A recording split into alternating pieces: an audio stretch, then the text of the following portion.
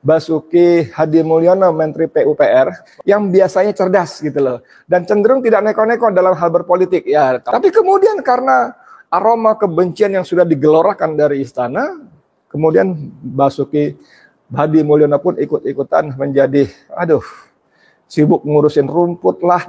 PUPR, Pekerjaan Umum dan Perumahan Rakyat, ya. Please lah, jangan ikut-ikutan, jangan ikut-ikutan dungu, jangan ikut-ikutan dengki, jangan ikut-ikutan benci.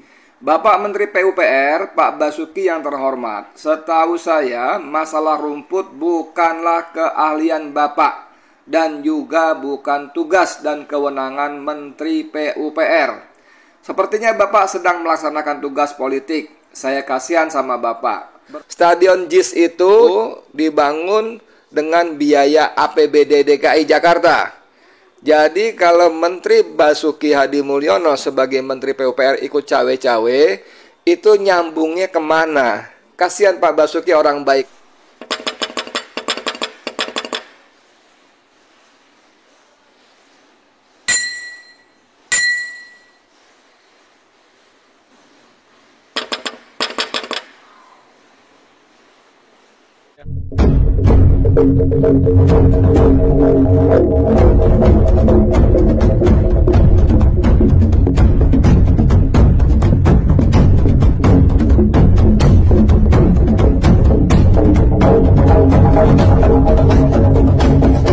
Assalamualaikum warahmatullahi wabarakatuh. Saudara, dengan saya Edi Mulyadi dari Forum News Network FNN. Salam gaspol, people power. Saudara sekalian, beberapa hari ini kita dibuat jengkel ya. Kita tuh paling nggak saya lah. Kalau Anda terlibat ikut jengkel ya alhamdulillah, terima kasih sama saya. Dibuat jengkel lagi-lagi dengan kelakuan penguasa istana dan gerombolannya yang sibuk ngurusin Jakarta International Stadium JIS ya, yang konon katanya tidak sesuai dengan standar FIFA, mau direnovasi begini begitu ya. Erick Thohir menjadi bukan cuma bagian dari orkestra membenci Anies, menghilangkan jejak-jejak Anies, mengeliminasi karya-karya Anies, tapi Erick Thohir menjadi, kalau nggak mau disebut orang kedua ya, menjadi salah satu leader dalam orkestrasi itu. Yang agak mengherankan bagaimana mungkin seorang Basuki Hadi Mulyono, Menteri PUPR, Pekerjaan Umum Perumahan Rakyat, yang biasanya cerdas gitu loh, dan cenderung tidak neko-neko dalam hal berpolitik ya. Kalau dia patuh Jokowi, iyalah namanya menterinya ya, apapun mau Jokowi dikerjakan, mau bangun tol dibikinin, mau bangun ini dibikinin, itu dibikinin, oke lah. Tapi kemudian karena aroma kebencian yang sudah digelorakan dari istana, kemudian Basuki Hadi Mulyono pun ikut-ikutan menjadi, sibuk ngurusin rumput lah dan sebagainya. PUPR, Pekerjaan Umum dan Perumahan Rakyat, ya. PUPR dan Pekerjaan Umum dan Perumahan. Urusin saja infrastruktur Pak Basuki ya. Urusin aja perumahan rakyat yang sekarang masih susah mendapatkan rumah secara murah dan layak. Urusin itu aja, nggak usah ikut-ikutan ngurusin rumput lah, stadion pintu masuk lah, apa, nggak usah lah Pak Basuki ya. Sampean tuh sudah bagus loh 2 tahun ini, walaupun sampean sangat manut kepada Joko Widodo, oke lah sebenarnya lah mengatakan Anda menjilat-jilat, oke lah saya nggak peduli itu, tapi sesuai itu masih topoksi saudara ya, masih sudah topoksinya Pak Basuki Hadi Mulyono. Tapi sekarang ini please lah, jangan ikut-ikutan, jangan ikut-ikutan dungu, jangan ikut-ikutan dengki, jangan ikut-ikutan benci. Bekerja profesional sebentar lagi loh, tinggal setahun lagi ya.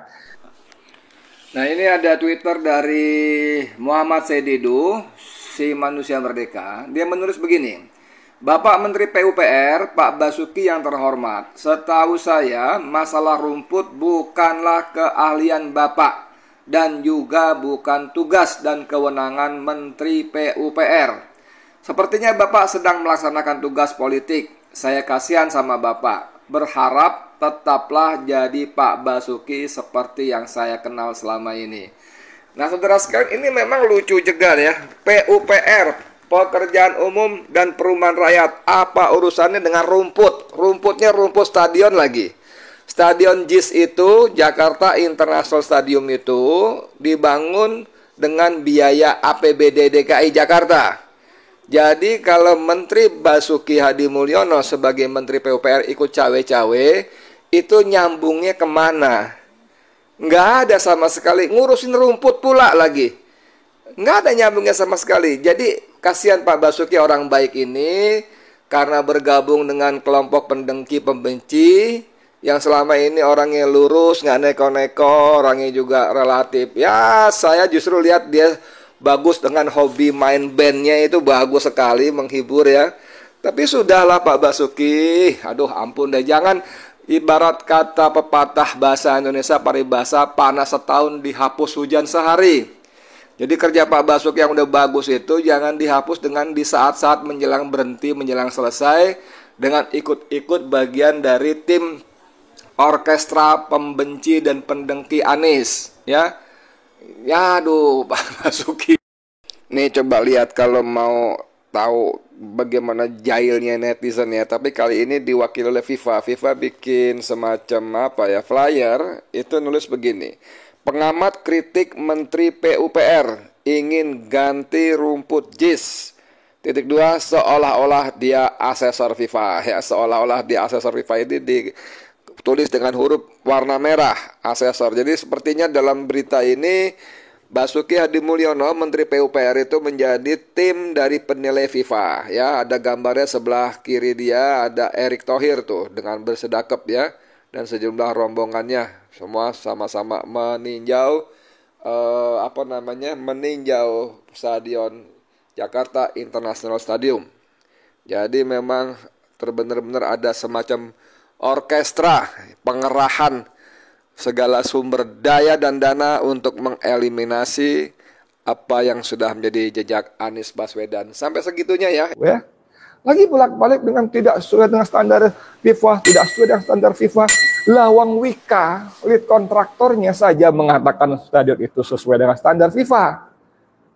Kemarin sudah saya sampaikan, tahun 2020 Februari, Wika itu menurunkan tweet utas beberapa tweetan di Twitter yang menyebutkan kebanggaan proyeknya itu yang senilai 4,08 triliun rupiah. JIS sesuai dengan standar FIFA. Tapi orang-orang yang sok-sokan tadi, saya sampai sekarang belum pernah mendengar FIFA sendiri bikin pernyataan JIS tidak sesuai dengan standar FIFA. Tapi sejumlah klub sepak bola internasional yang datang ke sana sangat puas. Siang tadi saya nonton sepintas di televisi swasta, berita televisi swasta, ada orang-orang yang ikut membangun JIS itu mengatakan ini sudah standar. Dan tidak ada yang namanya komplain dari klub-klub asing yang bermain di JIS waktu itu. Dan dia juga mempersoalkan, kenapa orang-orang ngomong tidak standar FIFA, padahal FIFA sendiri sampai sekarang belum ngomong apa-apa. Tapi coba, apa betul bahwa FIFA belum ngomong apa-apa? Nah ini kemarin ada tweetan dari Yurisa Samosir. Yurisa Samosir menulis, betul, setuju sekali. Hilangkan sakit hati, belajar menghargai karya anak bangsa.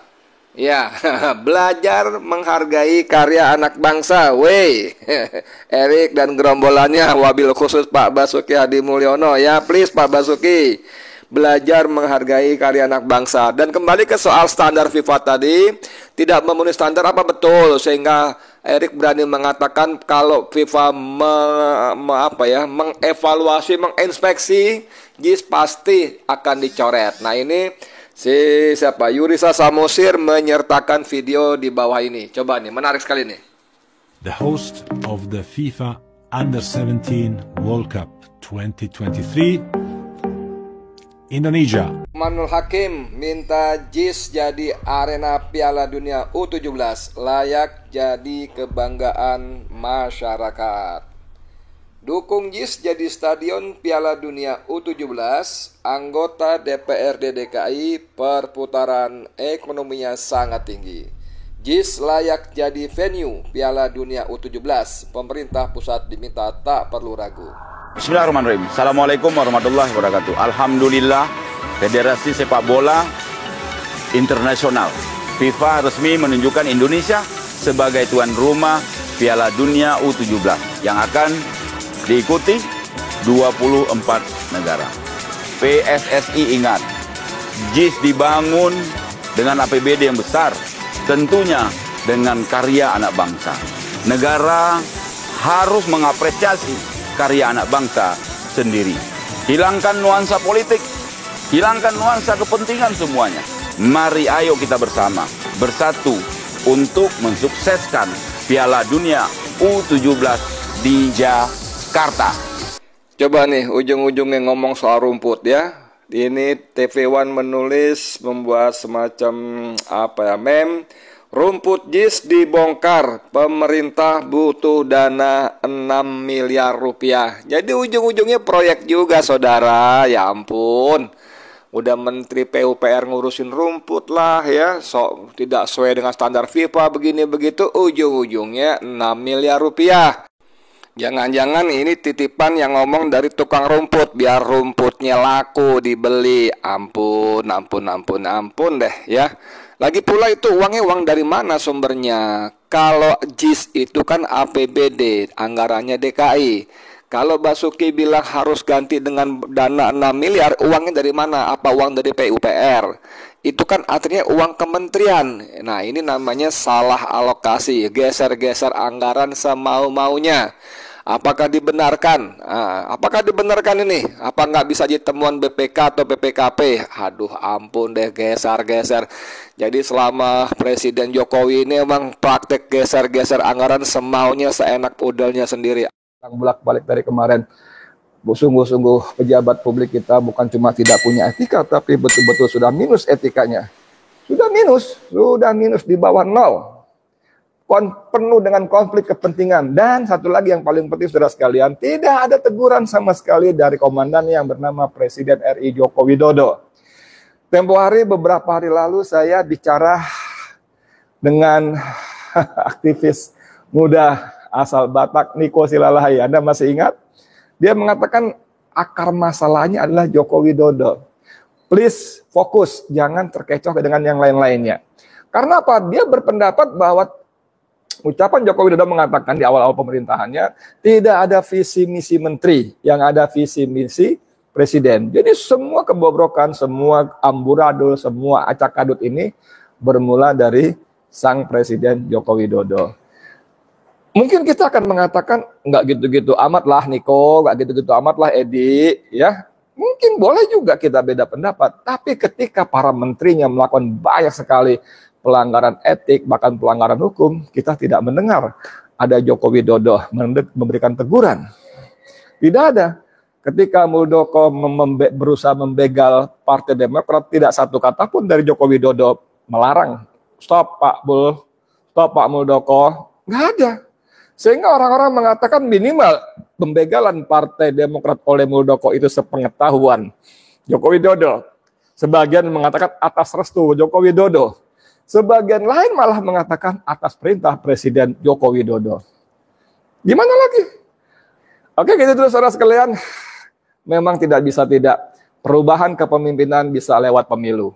Ya, seperti kata Ketua Umum Partai Masyumi Ahmad Yani, pemilu sudah disiapkan dengan berbagai macam kecurangan. Bahkan dari mulai pola pikirnya yang diwujudkan dalam bentuk undang-undang pemilu itu undang-undang yang sangat curang. Presidensial threshold, parliamentary threshold, itu adalah kecurangan yang luar biasa. Belum KPU-nya, Bawaslu-nya, sampai Ahmad Yani mengatakan ujung sengketa pemilu adalah MK. Dia bertanya, siapa sekarang menguasai MK? Siapa ketua MK? Kita bisa jawab semuanya. Dan berarti kalau pemilu tidak bisa menjadi sarana untuk melakukan perbaikan dengan memulai perubahan, mengganti kepemimpinan, ya ini salah satunya.